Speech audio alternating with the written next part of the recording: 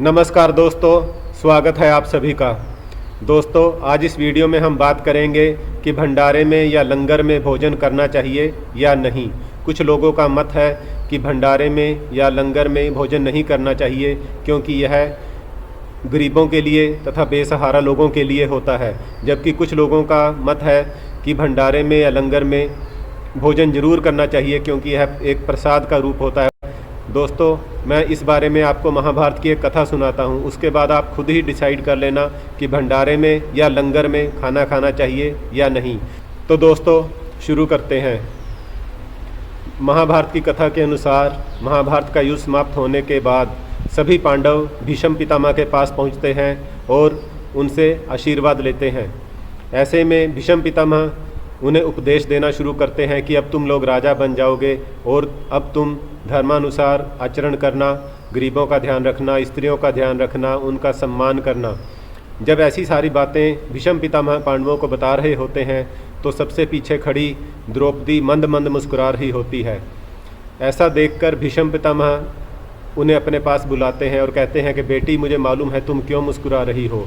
तुम इसलिए मुस्कुरा रही हो कि जब तुम्हारा चीरहरण हुआ तो मैं भी उस सभा में उपस्थित था।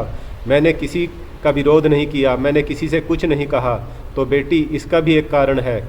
उस समय मैं दुर्योधन के राज्य में दुर्योधन का खाना खाता था, इसलिए मेरा खून और मेरी आत्मा सब दूषित हो गए थे। इसलिए उस खाने के प्रभाव से मैंने किसी का विरोध नहीं किया, परंतु अब इतने दिनों से मैं यहाँ मृत्यु शैया पर लेटा हूँ, मेरा सारा खून बह गया है और इस तरह से दुर्योधन का खाया हुआ सारा खाना, सारा भोजन इस खून के रास्ते मेरे शरीर से बाहर आ चुका है और अब मेरी आत्मा और मेरा शरीर बिल्कुल शुद्ध है। ऐसे में मैं अच्छा सोच सकता हूँ और अच्छी बात कर सकता हूँ और अच्छा आचरण कर सकता हूँ।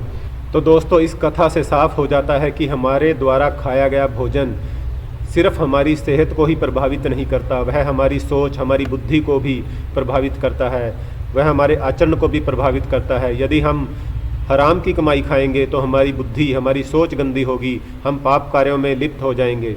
और दूसरी तरफ यदि हम अपने हक की कमाई खाते हैं, मेहनत से कमाया गया भोजन खाते हैं, तो हमारी बुद्धि अच्छी होगी, हमारी सोच अच्छी होगी, हमारा आचरण अच्छा होगा, हम अच्छे काम करेंगे, पाप से दूर रहेंगे, भगवान की हमारे ऊपर कृपा रहेगी। तो दोस्तों, इस प्रकार हम कह सकते हैं कि हमें भगवान के मंदिर में, गुरुद्वारे में, लंगर या भंडारे में भोजन जरूर करना चाहिए, जिससे हमारी आत्मा शुद्ध हो, हमारी बुद्धि शुद्ध हो, हम अच्छे काम करें, पाप से दूर रहें और भगवान की कृपा हमारे ऊपर बनी रहे। बोलो जय श्री राम।